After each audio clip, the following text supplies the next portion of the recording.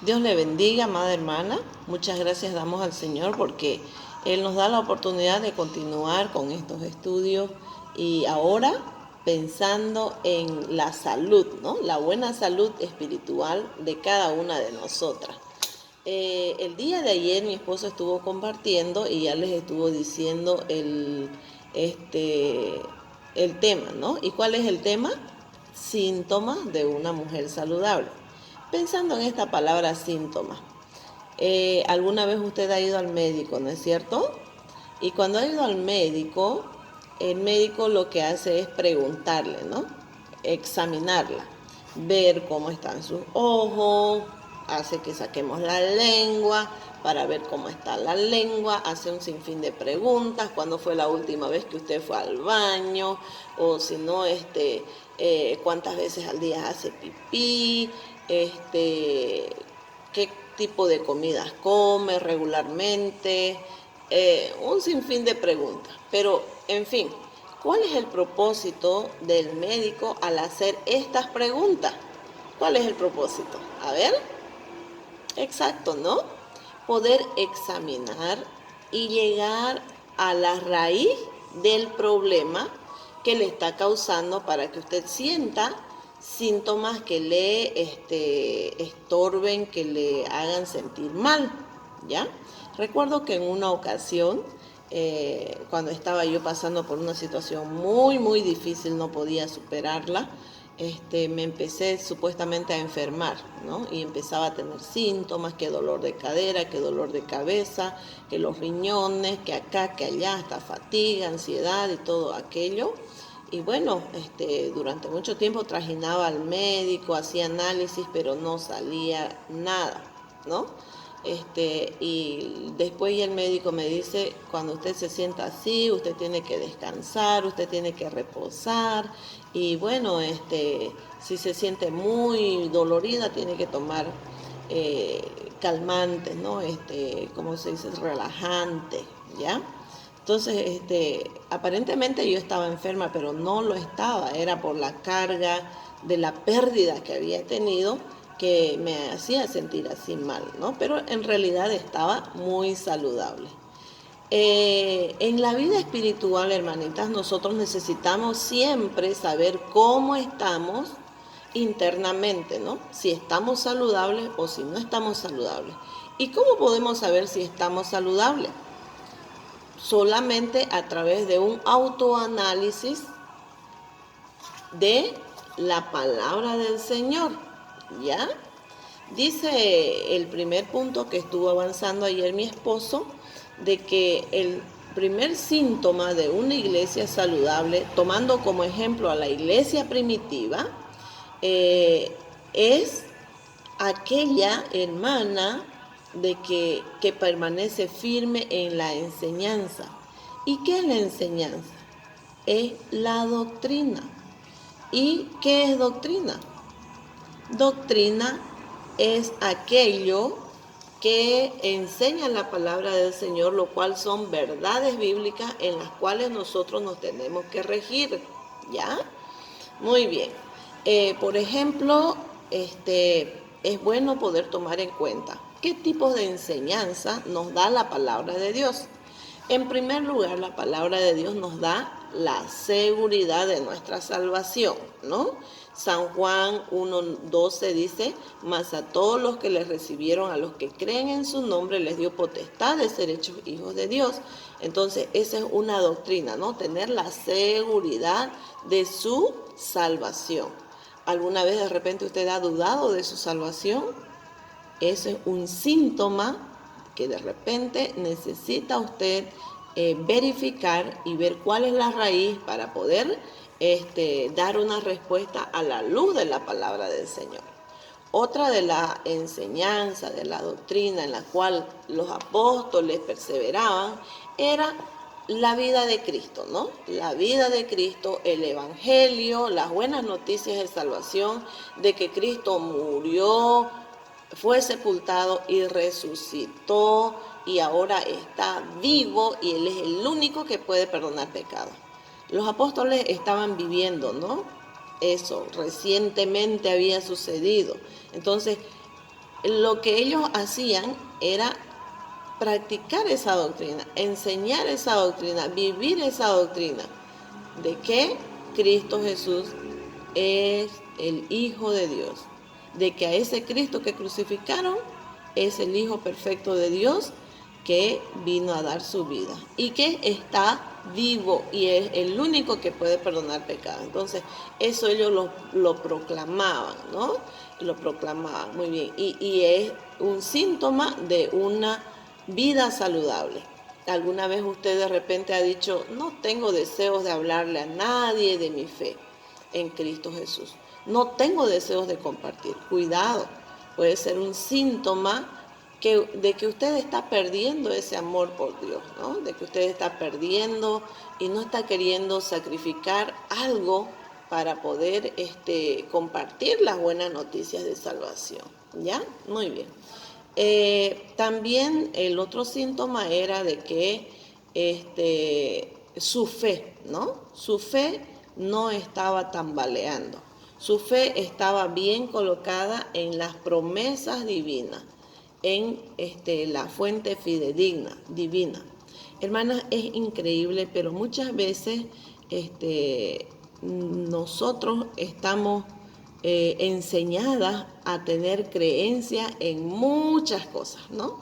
En muchas cosas, como que el gato negro, el tropezón, que me tropecé y tengo que volverme, la lechuza, ¿qué otra cosa más? El guajojó, el día martes, no te cases ni te embarques, tantas enseñanzas, costumbres antiguas que nos heredaron nuestros padres y las cuales están normando nuestra vida, están conduciéndonos a diario, cuando nosotros tenemos que vivir por fe.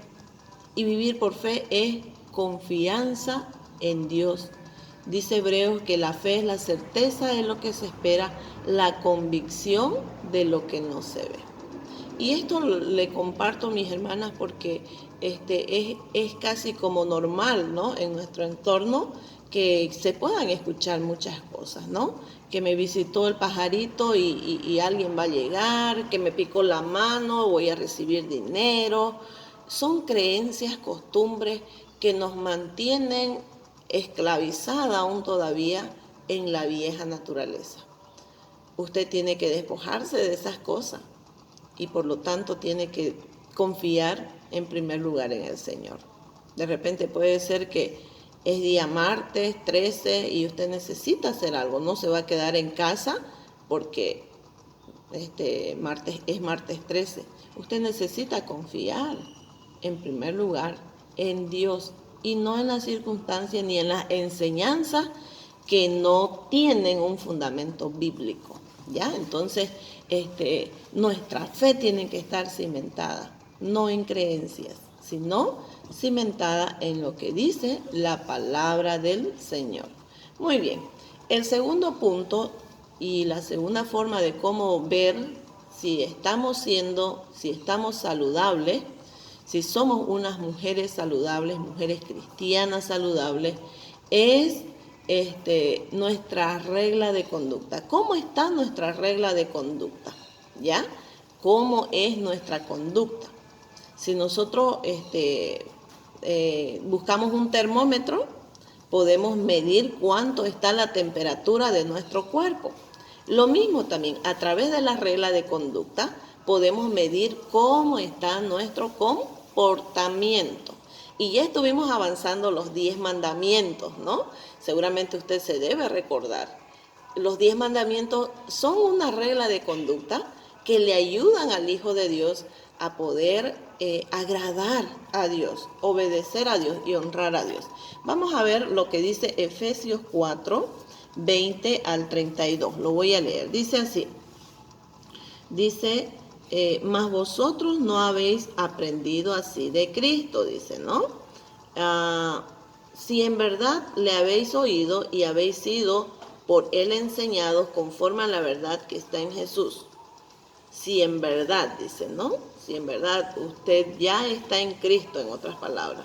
y ha sido enseñado conforme a la palabra de Dios. En cuanto a la pasada manera de vivir, despojaos del viejo hombre que está viciado conforme a los deseos engañosos, y renovaos en el espíritu de vuestra mente, y vestíos del nuevo hombre, creado según Dios en la justicia, la santidad y la verdad. Por lo cual, dice, ¿no? Desechando toda mentira, hablad verdad cada uno con su prójimo, porque somos miembros los unos de los otros. Airaos, pero no pequéis, no se ponga el sol sobre vuestro enojo, ni deis lugar al diablo. El que hurtaba, no hurte más, sino trabaje haciendo con sus manos lo que es bueno, para que tenga que compartir con el que padece necesidad. Ninguna palabra corrompida salga de vuestra boca, sino la que sea buena para la necesaria edificación, a fin de dar gracia a los oyentes. Y el 30 dice, y no contristéis al Espíritu Santo, con el cual fuisteis sellados para el día de la redención. Quítense de vosotros toda amargura, enojo, gritería, maledicencia y toda malicia.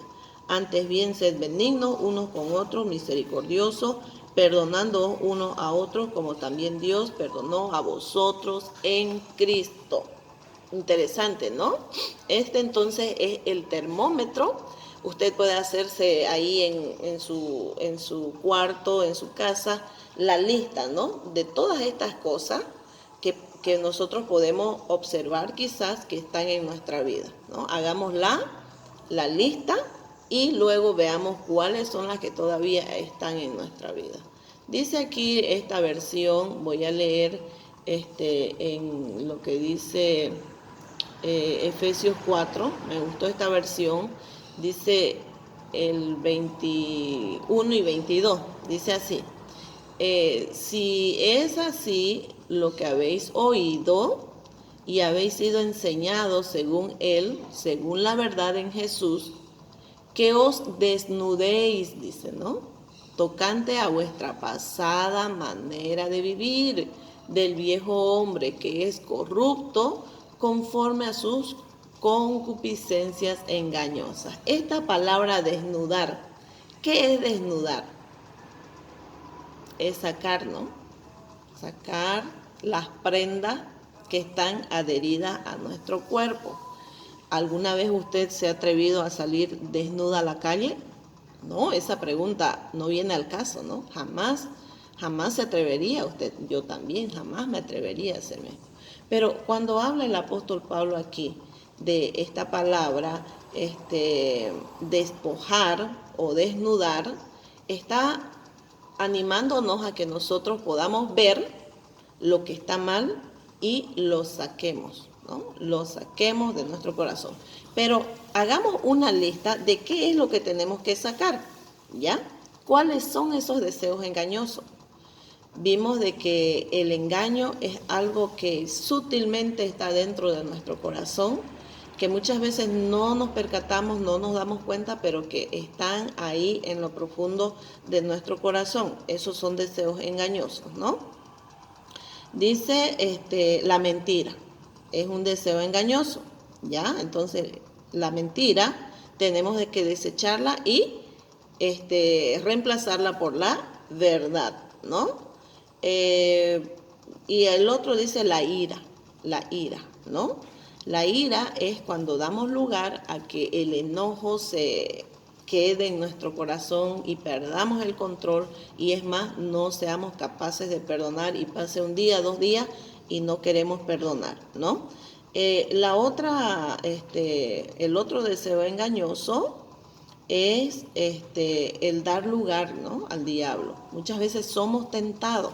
Hay una canción que dice, una canción de niños, si soy tentado a pecar, debo la armadura usar, el escudo de la fe, yo me lo pondré, la palabra de Dios siempre citaré, cuál espada es con qué me defenderé, ¿no? Entonces, dar lugar al diablo también, ¿no? Muchas veces nos gusta ser tentados por él y no le damos, no ponemos un límite, ¿no?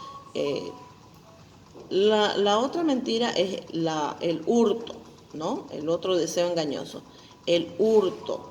Dice que el que hurtaba no hurte más, sino que trabaje haciendo con sus manos, ¿ya? Ese es otro deseo engañoso. Muy bien, las palabras corrompidas. ¿Cuáles son las palabras corrompidas? Las palabras que dañan, ¿no? Las palabras mal habladas, las palabras que tienen un léxico vulgar, ¿no? Esas son palabras corrompidas, ¿no? Que corroen, que contaminan, ¿ya? Muy bien. Lo otro que dice, a ver, en el versículo 29 dice, estas palabras corrompidas tenemos que cambiarlas por las que son de necesaria edificación, ¿no? Palabras edificativas, ¿ya? Y por último, el 31 dice la amargura, el enojo, la gritería. ¿Cuántas veces en nosotros las mujeres es difícil controlar esto, no? Somos propensas a levantar la voz, a querer imponer nuestra autoridad. Conmigo muchas veces ha pasado y lucho cada día con esto, ¿no? La gritería, la maledicencia y toda malicia, ¿no? La maledicencia está relacionado con maldecir a las personas, ¿no? Pensamientos malévolos que muchas veces son egoístas y no le deseamos el bien a las personas y toda malicia. Y bueno, podemos profundizar en cada una de estas palabras, pero en primer lugar usted va a ir analizando, ¿no? ¿Cuáles de estas cosas, usted va a ir haciendo una lista, cuáles de estas cosas están aún todavía en su corazón? Y usted puede ver que está con algunos síntomas que no son saludables. Gracias, Señor, por hacernos ver por medio de su palabra aquello que realmente necesitamos ver en nuestra vida interior. Ayúdanos, Señor, a autoanalizarnos y ver cuán saludable o cuán corrompida estamos, aún todavía viviendo en la vieja vida. Encomendamos todo en sus manos en el nombre de Cristo Jesús. Amén. Dios le bendiga. Nos vemos en el siguiente devocional.